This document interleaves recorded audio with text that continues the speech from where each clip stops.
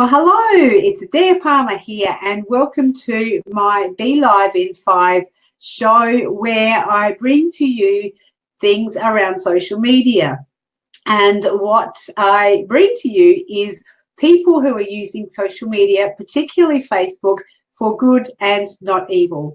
So I do have a stake, an interest in this. I do have a business with social media for small business owners, but this today and the other days on this program, I like to talk to people who are helping other people help themselves in ways that are not necessarily business related, but definitely making an impact on people's lives in a positive way using social media. So it's sort of called using social media for good and not evil, or Facebook for good and not evil. And I am really pleased to bring you Cassie Day, who I'll bring out and introduce in a moment, who's doing some wonderful stuff in the caring for the carers space. But first, I just want to share with you the platform that I'm coming to you live from is called Be Live TV. You can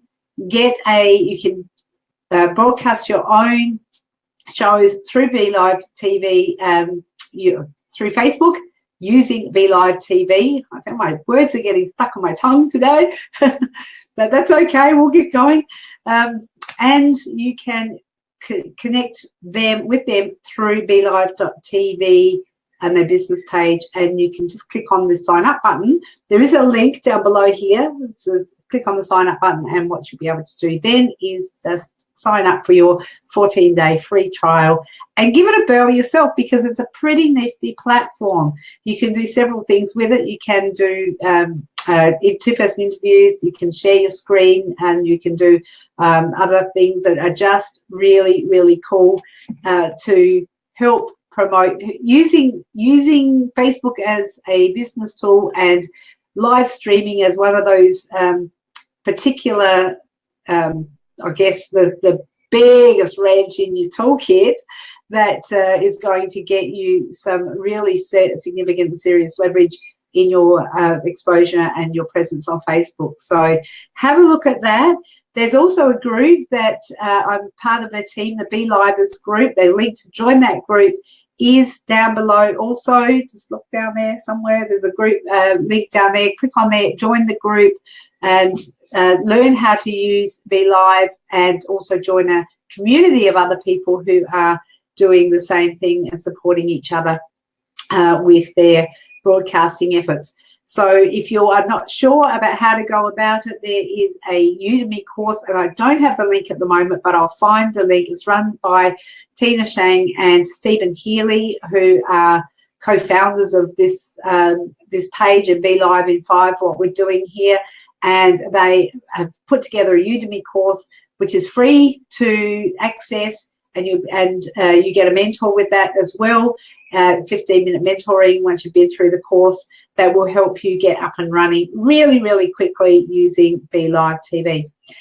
On that note, I would love to introduce Cassie. Cassie she also lives here in Australia, Adelaide, Australia. That's where I'm from, and I am doing the Be Live in 5 from down under. I think I'm the only team member we've got. I think the nearest one might be Philippines, I'm not sure, global team, but I'm the only one from Australia.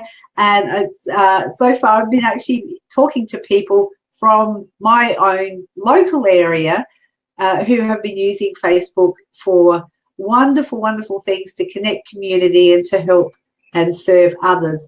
Now, what Cassie does is she's a carer, and I'll let her share her story as she comes on, that she's using Facebook in I believe, a really significant way that is helping people to connect in a way that is so meaningful. And I know, well, it's probably 6 months ago now, Mark Zuckerberg held the summit in Chicago and talked about using groups for growing communities and to connect people, and as a way to use Facebook for building communities. And I think that's something that Cassie has done really, really well. So bringing you into the broadcast now, Cassie, Day from the Carer's Place. Did I get that right? The Carer's Place. You did. Thank you for having me.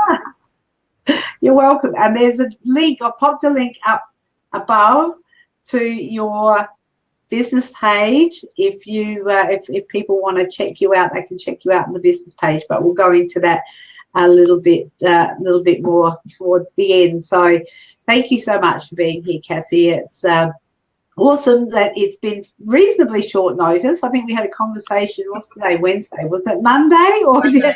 Yes. And it was. Oh, I think you've got a wonderful story, and I would like to help you share it because so impressed with what you're doing. So, I just a little bit about yourself, if you don't mind sharing with us, Cassie. Just share a little bit about it. Absolutely. Thank you for having me. I really appreciate that. I hope it's not too echoey in here. But I guess first and foremost, I'm a mum. I have two beautiful boys, teenage boys, and they're 14 and almost 16. So I'm also a carer for Matthew, who is my eldest son, and he has he lives with cystic fibrosis. He was born with that, and he has an acquired brain injury as well, and has lots of developmental and educational needs that sort of go along with that. So, for 15 years I've been his carer, and, I've seen many faces of not just the medical world, but the allied health world and the educational sector, and have worked so much with a range of different people. But Matthew was born in a time where there wasn't any social media, where isolation was rife. And if anyone knows anything about cystic fibrosis, one of the biggest things is that people who have cystic fibrosis cannot mix, they can't connect because of risk of cross-infection. So it just added to that isolation. So he grew up not knowing and doesn't really know anyone else who's got cystic fibrosis. So there's, those different layers already coming out. And, me being the type of person I was, I wanted to do absolutely everything to provide him, and Joshua with, a range of different opportunities and the best of everything. But when you do that, the perfectionism comes in, and burnout can come in because you expect such high standards of yourself. And I think we can do that as parents anyway. Give, and we so often forget about ourselves. And I guess the basis for the Carer's Place is that when you give to yourself, and when you are fulfilled as a person or as a parent or as a carer, you can give the best of you. If you're drained, you just simply cannot give the best of yourself. And so that's sort of part of the basis of where the Carer's Place was born. I got to a point not long before Matthew's head injury, about 6 years ago, where I kind of hit rock bottom, and, mental health wise and physically as well. And I guess I had a couple of light bulb moments, especially after his head injury, where I was like, how can I be worried about my health? And I was in hospital at the time with a serious issue. And how can I be worried about my health, when I've got to look after these two kids, and I need to be modelling that. And so started, significant lifestyle change and mindset change as well. And I sort of, resigned from my career in the corporate world. I became a personal trainer and a wellbeing coach. And, it's just sort of, I guess, snowballed from there. And then 18 months ago, I thought, what, who do I know best? What do I know best? And what am I really passionate about? And that's carers looking after themselves. And that means the whole family being a happy and healthy unit. That's pretty amazing. So you've been on this journey with other carers, and I'll get you in a moment just to explain like who they might be as well. And so it's about 18 months, you're saying, that you decided to, so it sort of, did it morph? into? Yes. Or? Yeah, and it continually is, right? So I had been a personal trainer and had my own studio at home and was very, very successful, but it really didn't fit in with what the growing needs of Matthew was at the time, and of Joshua as well, and it involved, early mornings and evenings, and that's when they needed me most. And so I took some time off from that, and have always had this urge or this yearning to be able to help people on a much broader scale. One-on-one is great, and you can make, have a real impact, but I wanted to have a greater impact, and I still do. And so that's sort of, I had dabbled in some online business. I was checking things out. I'd already had a Facebook group with my online business, with my personal training business, and that just skyrocketed really, really quickly. And I thought, wow, this is so cool. People can connect from anywhere in the world, like they're, sitting next to each other. And I really loved that about that aspect of my business. And eventually, the idea came, and one of the biggest things was I knew that I wanted to serve carers and their families. And I didn't know exactly how that was going to be yet. And I had one idea. It's completely morphed from there. But one thing that stayed the same was that I needed to have a Facebook community, and that connection was so important. And by having that connection without the pressure there for people, they can be themselves. They're not as vulnerable. They can connect. I'm going to learn pretty quickly about what it is they want and need, and things will evolve from there. And so, I did. I started with the Facebook group, and it has grown tremendously since.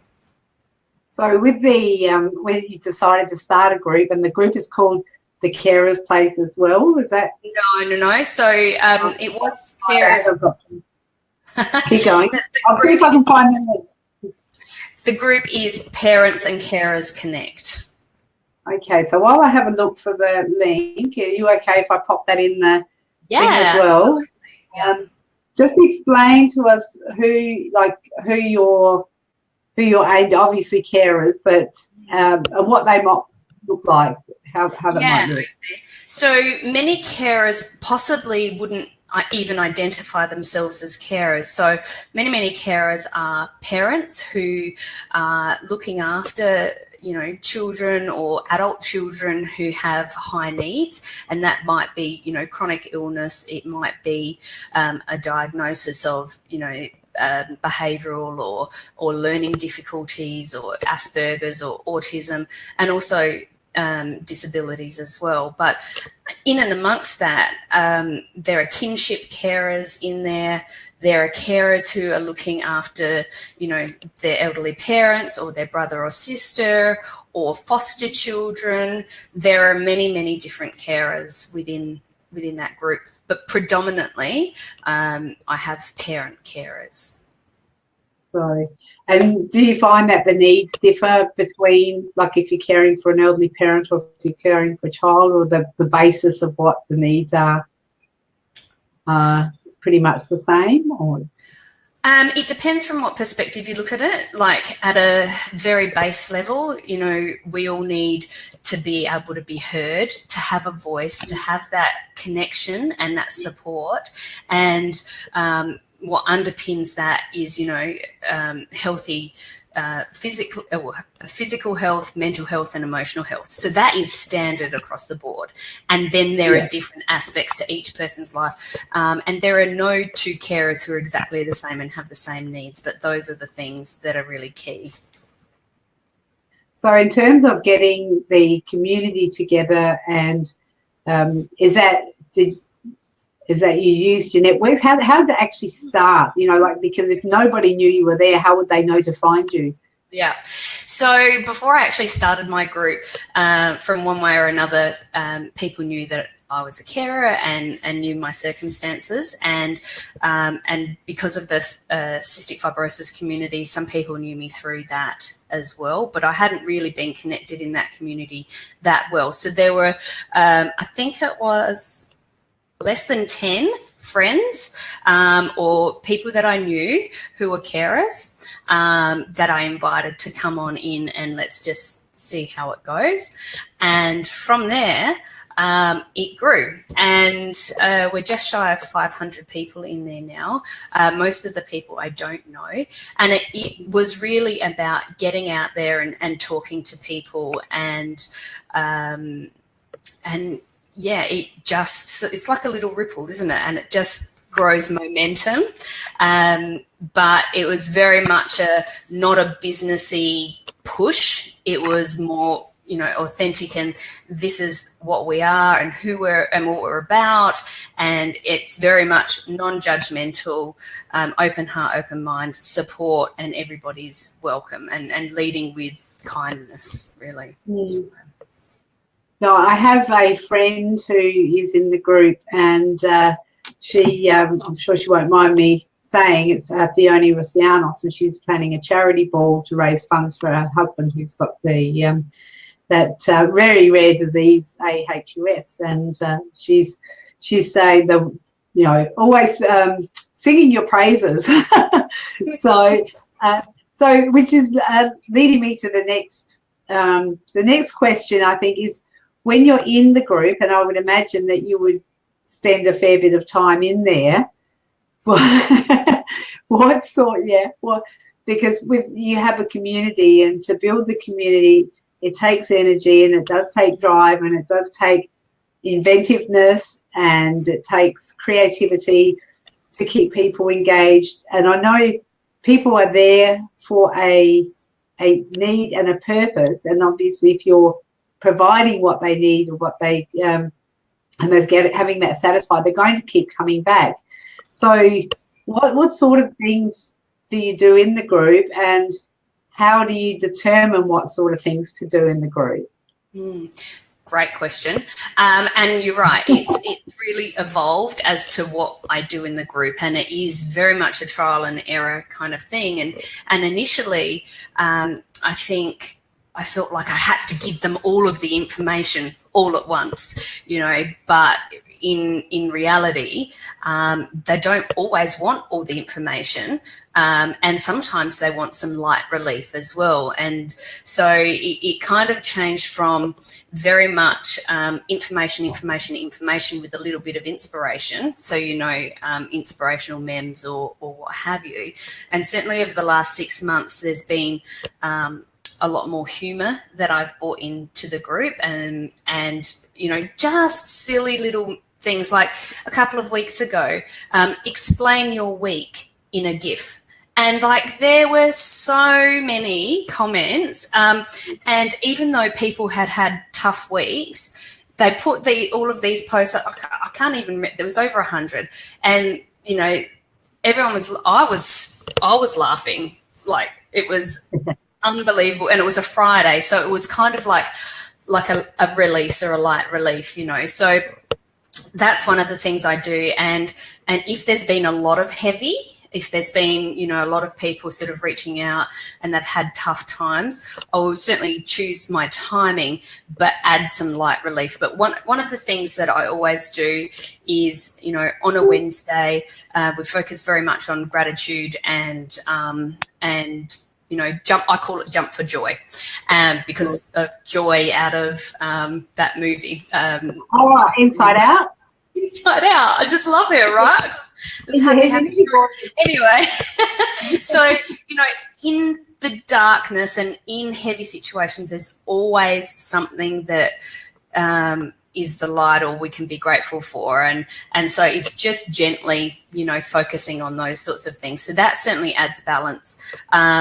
I've been facing my fears and coming into the group and conducting or facilitating live chats, which has been really, really interesting, because I kind of got to the point where, okay, people only know me from my written stuff. They're not really going to get the opportunity to know me and understand me and that sort of thing without me turning up and showing up and bearing all. And the more that I do it, the better I feel about it, and the more relaxed I come, and the more of me that they see, which is which is proven to be extraordinary in terms of, you know, bringing people together and having that connectedness, because all of a sudden I'll say things and they're like, me too, and what about this and what about that, and everyone pipes in, and all of a sudden they don't feel like they're alone anymore.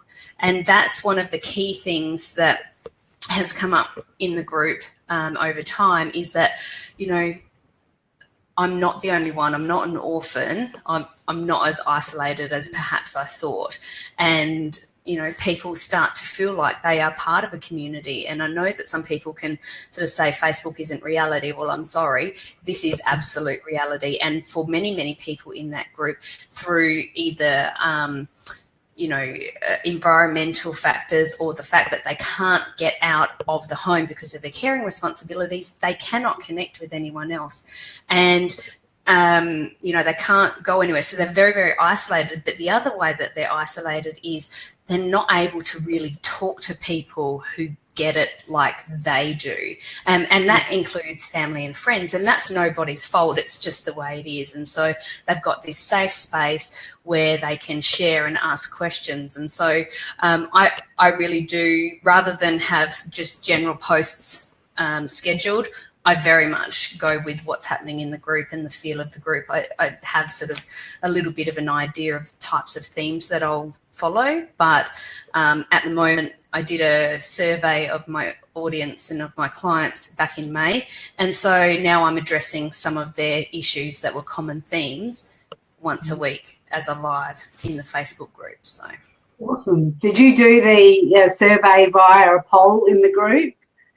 No. I conducted my own survey. I came up with 10 questions, and it was very much about, you know, where they were at the moment, what their needs were, how they would like their life to look, their biggest challenges, those sorts of things. So there was more a private. Yep. Private that they. Yeah. I mean, I've done polls. I've done a lot of polls, and I continue to do polls as well, particularly around how they want to connect and the way that they'd like to see information shared as well. I think that's awesome. Awesome. Mm-hmm. So do you run other programs in the group, or is it you have physical, like offline meetings as well? I was just going to share one of the things that I'm really keen on doing and seeing done, and I think you're doing it from what I can tell really well, is having whatever's going on online synergistic with offline. So you get the same wherever you go. So you want to share? Yes.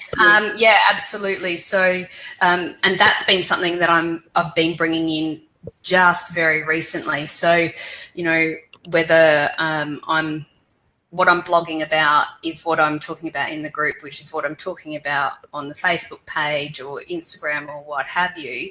But that's all married into, you know, what their needs are at the time as well. So it is very specific. And as far as other things that I do in there, I run online programs, and so I actually have other private groups as well. So earlier this year, I ran a 9-week online program for 12 carers from Carers SA, and what underpinned that group was the Facebook group. And so we had you know, live calls through like a Zoom room.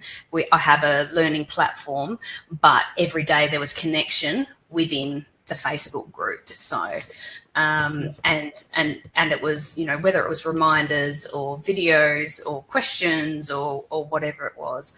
But I'm finding now that in my free group, the group that we're talking about, a lot of carers will just post now. They're feeling comfortable enough to post and say, this is where I'm at, or gosh, I need some help.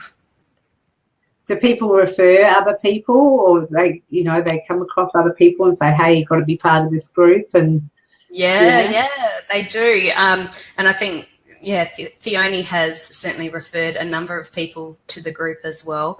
And so I think and that's what sort of happened, particularly in the last, I guess, 3 months. The bigger the group is, the more connected they are, the more the sort of word gets out, and which is fantastic. So do you see the group growing to a So is it just Australia or is it worldwide in your group? It's worldwide.